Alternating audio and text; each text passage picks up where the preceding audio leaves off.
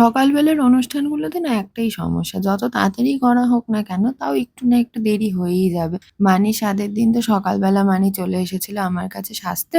আর ঠাকুরমশাই একটা টাইম বলে দিয়েছিল যেই টাইমটার মধ্যে আশীর্বাদের অনুষ্ঠানটা শুরু করতে হতো। একটু তো তাড়াহুড়া হবেই, বাঙালি বাড়ি জানা কথাই। মা, মামুনি, দিদন সবাই মিলে সবকিছু সাজিয়ে গুজিয়ে নিল। তারপরে শুরু হলো আমাদের আশীর্বাদের পর্ব। এক, এক করে সবাই আশীর্বাদ করল। তারপর শুরু হলো আমাদের ফটো সেশন। আর আমাদের এই হোলি খেলাটা না মাস্ট। যেকোনো জিনিস দিয়ে যেকোনো অনুষ্ঠানে হোলিটা আমাদের ঠিক খেলা হবে।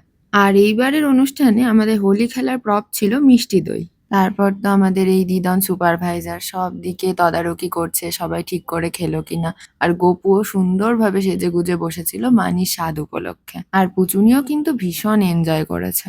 এই দিনের ফুল ভ্লগ আমার ইউটিউব চ্যানেলে অলরেডি আপলোড হয়ে গেছে, তোমরা গিয়ে দেখে এসো। ফ্যামিলি, বন্ধু বান্ধব সব নিয়ে তো আমরা ভীষণ মজা করেছি, শুধু শুভাঙ্গী মিসিং ছিল। আজকের মতন শেষ। হরে কৃষ্ণা।